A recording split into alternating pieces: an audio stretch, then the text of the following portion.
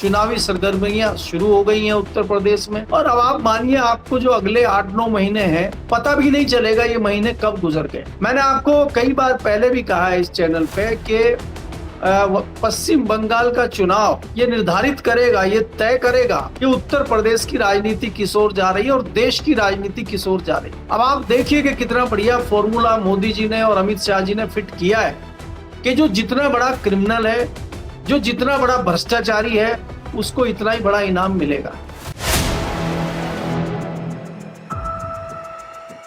नमस्कार दोस्तों, कैसे हैं आप लोग। उम्मीद है आप सभी अच्छे होंगे। उत्तर प्रदेश में मंत्रिमंडल विस्तार हो गया, पदों की संख्या बढ़ गई, मंत्री बढ़ गए, लेकिन इससे क्या हो गया? मंत्रियों के कार्यकाल में जो उन्होंने काम किया है उसका आकलन करने का वक्त था ये तो। लेकिन आप क्या कर रहे हैं? मंत्रियों की संख्या बढ़ा दे रहे हैं।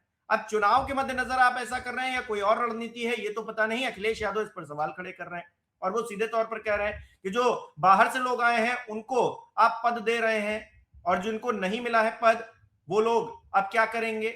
जिस तरह से बृजभूषण शरण सिंह भी ट्वीट करके अपना दुख व्यक्त कर रहे हैं क्योंकि उनके बेटे को भी मंत्रिमंडल में जगह नहीं दी गई। तो फिर आखिरकार उत्तर प्रदेश के भीतर किस तरह की राजनीति अब हावी हो रही है? चुनाव 8 महीने बाद होने हैं, उससे पहले जो तस्वीर है उस पर बात करेंगे। केपी मलिक जी वरिष्ठ पत्रकार हमारे साथ जुड़े हैं। सर, बहुत बहुत स्वागत है आपका। बहुत बहुत धन्यवाद हिमांशु जी, आपका भी और हमारे दर्शकों का भी बहुत बहुत धन्यवाद, आभार।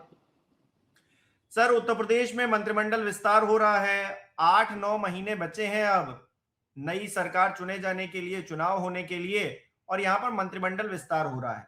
मंत्रिमंडल विस्तार क्यों हो रहा है? सबसे पहले बड़ी बात तो यही है क्योंकि अब जो है मंत्रियों के कामकाज का आकलन होने का वक्त आ गया है। तो नए मंत्रियों को रखने का क्या फायदा है, ये सवाल अखिलेश यादव पूछ रहे हैं। और दूसरी तरफ बृजभूषण शरण सिंह, जिनके बेटे को मंत्रिमंडल में जगह नहीं मिल रही है, वो कह रहे हैं कि शोहरत की बुलंदी भी पल भर की तमाशा है, जिस शाख यानी कि डाल पे बैठे हो वो टूट भी सकती है, यानी कि वो सरकार तोड़ने जैसी बातें भी कर रहे हैं। तो किस तरह से देखा जाए इसको सर? नहीं, उन्होंने मुहावरा गलत दिया है। वो मुहावरा ये देते कि भाई शोहरत की बुलंदी पल भर का तमाशा है और हर शाख पे उल्लू बैठा है, ये देना चाहिए था उनको। लेकिन उन्होंने अपने तरीके से मिसाल दी है।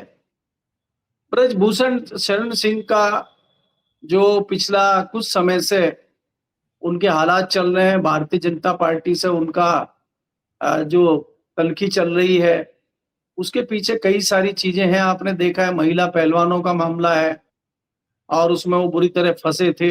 अपने दबदबे की वजह से वो बच गए और बेटे को टिकट दिलाने में कामयाब रहे। अभी वो सोच रहे थे कि वो कुछ दबाव बना के भारतीय जनता पार्टी से हासिल कर लेंगे।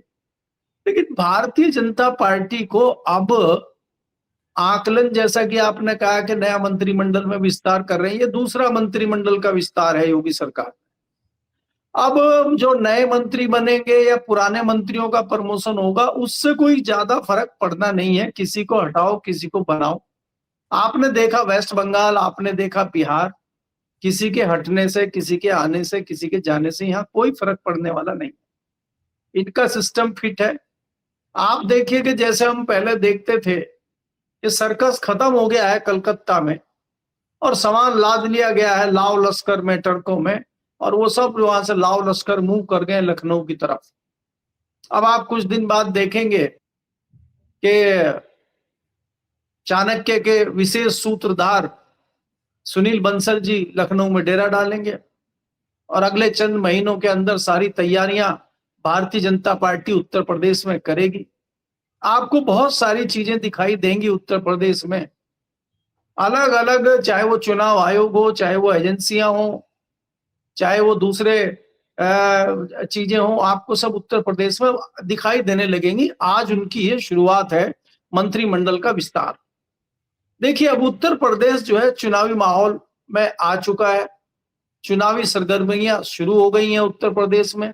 और अब आप मानिए, आपको जो अगले 8-9 महीने हैं, पता भी नहीं चलेगा ये महीने कब गुजर गए।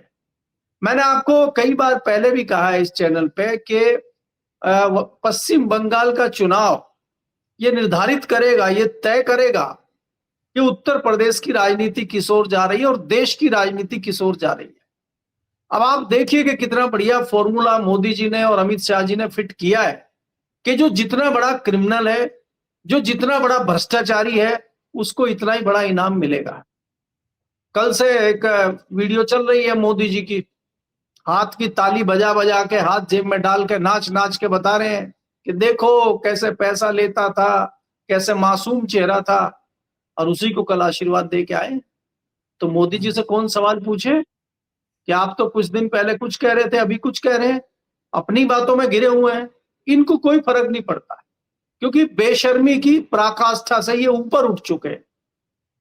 अब आप ये देखिए कि आसाम के मुख्यमंत्री हो, वेस्ट बंगाल के मुख्यमंत्री हो, चाहे महाराष्ट्र के मुख्यमंत्री रहे हो, आज उप मुख्यमंत्री हो, तो आप ही तो कह रहे थे, कोई और थोड़ा ही कह रहा था।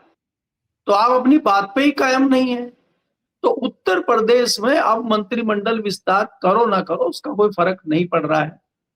दूसरी बात यह है कि ग्राउंड पे जो परिस्थितियां हैं, ग्राउंड पे जो चीजें हैं, उस पर जो मुख्य विपक्षी दल है समाजवादी पार्टी, वो कितना मुकाबला कर पाएगी, उसकी कितनी हैसियत है, उसके तर्कश में कितने तीर हैं, उसकी सेना का लाव लश्कर कितना बड़ा है। मुझे तो संशय ये है कि 15 साल की सरकार में, स्थापित सरकार में, ममता बनर्जी और इतनी स्ट्रांग है, जो सुप्रीम कोर्ट तक वार कर रही थी, वो नहीं टिक पाई। तो क्या उत्तर प्रदेश में समाजवादी पार्टी और उनके नेता इसका सामना कर पाएंगे? ये बहुत बड़ा सवाल है। तो आपको ये समझना होगा कि उत्तर प्रदेश में चुनावी बेला शुरू हो गई है, और भारतीय जनता पार्टी अपना काम शुरू कर देगी, कर देगी नहीं, कर दिया। आज से उन्होंने काम शुरू कर दिया है। ये तो खाली नूरा कुश्ती है, मंत्रिमंडल का विस्तार और इस तरह की चीजें। अखिलेश यादव ट्वीट करके सवाल पूछ रहे हैं, वो ट्वीट पर ध्यान नहीं देते हैं। वो तो अगर सड़कों पर जाके आप पूछेंगे, उस पर ध्यान नहीं देते, आप ट्वीट का सोच रहे हैं आपका कोई जवाब देगा। तो अब ये ट्वीट का जमाना नहीं है। आप स्थिति देख रहे हैं कि किस प्रकार से महागठबंधन की स्थिति है। महागठबंधन में ही 2 फाड़ 3 फाड़ करना शुरू कर दिया है। भारतीय जनता पार्टी की जो रणनीति है, उससे विपक्ष खुद ही घिरा खड़ा हुआ है।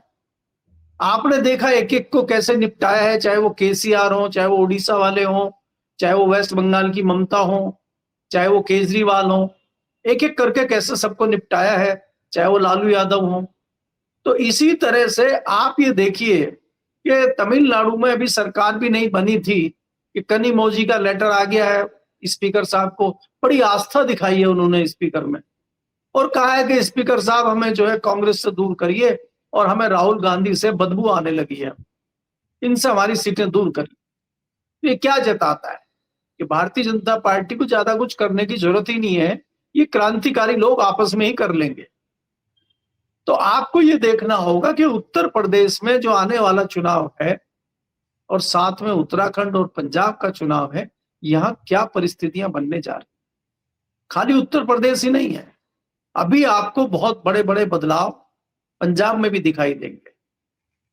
2 दिन पहले छापे पड़े हैं एक मंत्री के यहाँ, उनको कल गिरफ्तार कर लिया गया, जेल भेज दिया गया है, क्योंकि वो आए नहीं बीजेपी में। उम्मीद ये थी कि जो 7 सांसद आए हैं उनके साथ वो भी आएंगे, वो नहीं आए तो उनका दिमाग ठीक कर दिया गया है। तो इसी तरीके से चीजें आपको दिखाई देंगी आने वाले समय में। और उत्तर प्रदेश में भी चुनावी बेला है, हम और आप रोज इन पर डिस्कस करेंगे, रोज नई नई चीजों पर डिस्कस करेंगे, रोज आपको नए किस्से कहानियां सुनाई देंगे, और नए नए अभी कांड भी दिखाई देंगे आपको। कल हापुड़ में एक कांड देखा ना आपने, सम्मान दिलाना है उन्हें महाराणा प्रताप को, ईंट पत्थर फेंकना है, मार काट करनी है, तो इसके पीछे क्या रणनीति है। तो इस तरह की घटनाएं भी आपको देखनी होंगी। सर, उत्तर प्रदेश की राजधानी लखनऊ में ही हत्याकांड हो रहा है। भारतीय जनता पार्टी युवा मोर्चा के जो सदस्य हैं उनको जो है किस तरह से गोली मार दी जा रही है। एक जो कांस्टेबल है वो कह रहा है कि खुलेआम हमसे 2000 रुपए पूरा पुलिस विभाग जो है वसूल कर रहा है, और तमाम जवानों से वसूल कर रहा है। अब उसके घर पुलिस रातों रात पहुंच जाती है। मतलब यहाँ तो जो भ्रष्टाचार कर रहा है उससे कोई पूछताछ नहीं है, जो शिकायत कर दे, जो उस काले कांड को उजागर कर दे, उससे पूछताछ करने के लिए जो है हमेशा पूरा प्रशासन जो है, शासन जो है वो एक्टिव हो जाता है। तो किस तरह की परिस्थितियां ग्राउंड पर हैं, और किस तरह से दिखाने की कोशिश की जा रही है कि हम हर व्यक्ति को जो है साथ में लेकर चलने की कोशिश कर रहे हैं। अब मंत्रिमंडल से तो यही प्रतीत हो रहा है इस विस्तार से कि ये दिखाएंगे कि भाई हमने एक ब्राह्मण रख लिया, दो ये रख लिए, दो वो रख लिए और हम सभी का सम्मान कर रहे हैं, सबका साथ सबका विकास हो रहा है उत्तर प्रदेश के भीतर? नहीं हिमांशु, ये खाली उत्तर प्रदेश में ही सबका साथ सबका विकास नहीं हो रहा है। ये जहां जहां भारतीय जनता पार्टी की सरकार है, सब जगह विकास हो रहा है। उत्तर प्रदेश में पुलिस प्रशासन की, वो अगर पोल पट्टी खोल रहा है तो पुलिस अब उसी को फिट करेगी।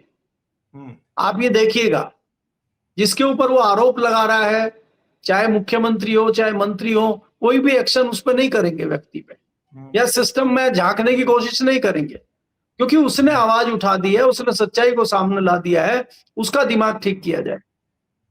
हमारे यहाँ आज खबर आई है, जहां मैं रहता हूं दिल्ली में, कि पुलिस के आदमी ने ही ये जो अपने वो राजस्थान वाले हैं जो आजकल धन वसूली करते हैं, बहुत बड़ा गैंग मास्टर है, क्या नाम उनका, बिश्नोई साहब, बिश्नोई के नाम पे यहाँ पे हफ्ते और महीने मांगे जा रहे हैं।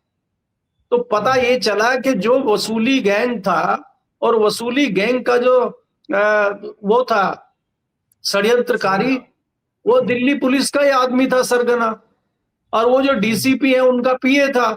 यानी एसआई लेवल का दिल्ली पुलिस का कर्मचारी है जो वसूली कर रहा था। और जब हरियाणा के बहादुरगढ़ में जाके उस व्यापारी ने कंप्लेंट की है, जब कंप्लेंट की जांच हुई तो तब पता चला ये तो पुलिस वाले ही वसूली कर रहे हैं। तो देखिए, ये तो भ्रष्टाचार अपनी चरम सीमा पे है। जिसको जहां मौका मिल रहा है वो कर रहे हैं, और क्यों ना हो।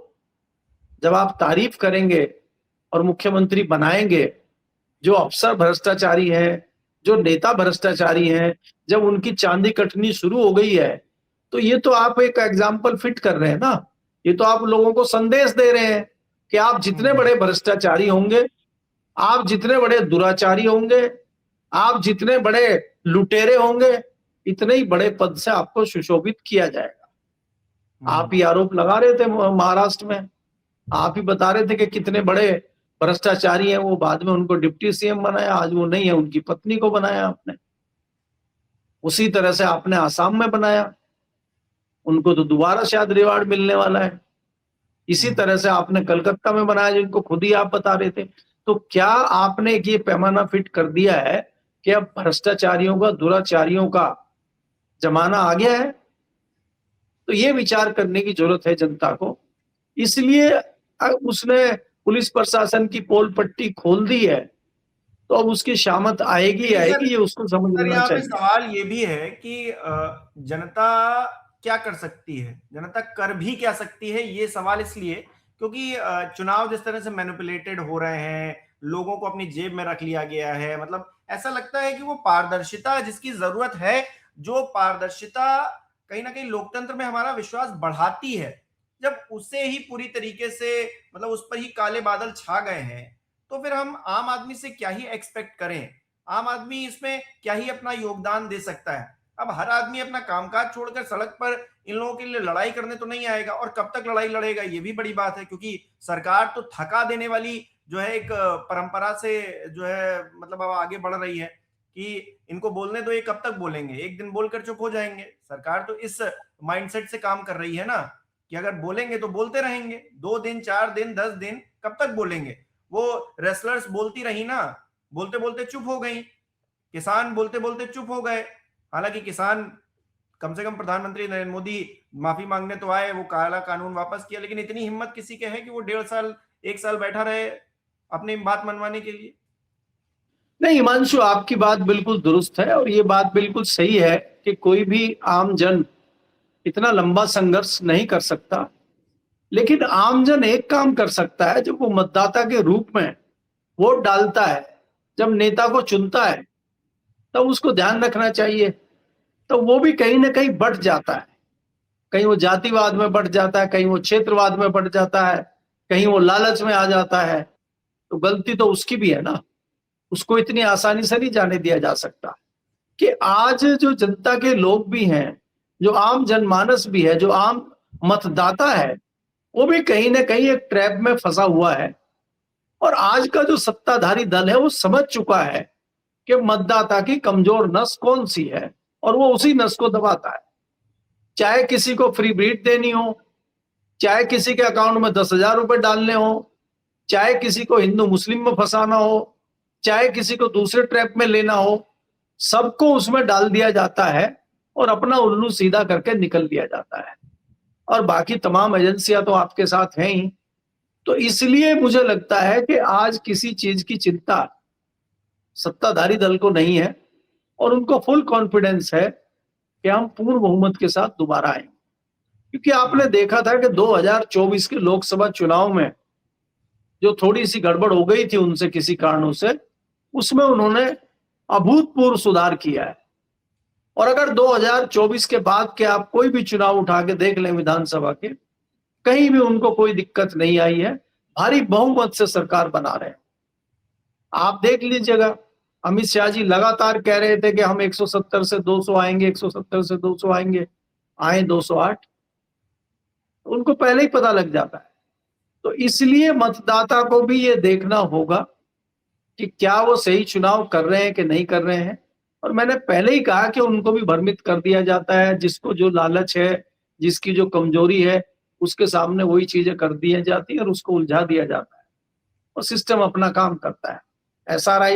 SIR तो उत्तर प्रदेश में भी हुआ है ना, वोट तो उत्तर प्रदेश में भी कटे हैं, 2 करोड़ के लगभग वोट तो उत्तर प्रदेश में भी कटे हैं। और SRI के क्या नतीजे हैं, SRI से क्या फायदा नुकसान है, वो रिजल्ट आपके सामने वेस्ट बंगाल में है। तो इसलिए किस प्रकार से क्या होगा, वो तस्वीर में मुझे कोई बहुत धुंधली तस्वीर नजर नहीं आ रही है, मुझे तो साफ साफ तस्वीर नजर आ रही है। अब तो ये देखना है भारतीय जनता पार्टी के अंदर ही कि अगर भारतीय जनता पार्टी की सरकार 2027 में बनती है तो क्या बाबा मुख्यमंत्री बनेंगे या किसी नए मुख्यमंत्री का चुनाव होगा पर्ची वाले का। अब तो बात इस पे है। एक मजेदार बात ये है सर, अभी मोदी जी का एक बयान निकलकर सामने आया। कर्नाटक में मोदी जी बोल रहे थे कि सत्ता बदलते ही कांग्रेस पलट गई और डीएमके की पीठ में छुरा घोंप दिया। अब कांग्रेस पार्टी किसकी पीठ में छुरा घोंप रही है, इस बात से मोदी जी को बड़ा फर्क पड़ रहा है। मोदी जी को इस बात से फर्क नहीं पड़ रहा है कि 10 साल पहले जिसको भ्रष्टाचारी बता रहे थे उसको आज जो है मुख्यमंत्री की शपथ दिलवा दी, या फिर उसको मुख्यमंत्री बनाए हुए हैं असम में 10 सालों से। मतलब ये अपने अपने अपने ऊपर कब झांकेंगे, अपने अंदर कब झांकेंगे, दूसरे को झांकते रहते हैं। मोदी जी प्रधानमंत्री हैं, बड़े सम्माननीय हैं, हर कोई उनका सम्मान करता है, मैं भी सम्मान करता हूं, लेकिन इस तरह की बातें जब वो करते हैं तो वो सम्मान साइड हो जाता है कहीं ना कहीं। प्रधानमंत्री मोदी जी की तो कल से वीडियो चली रही है, वो तो आपने देख ही ली है।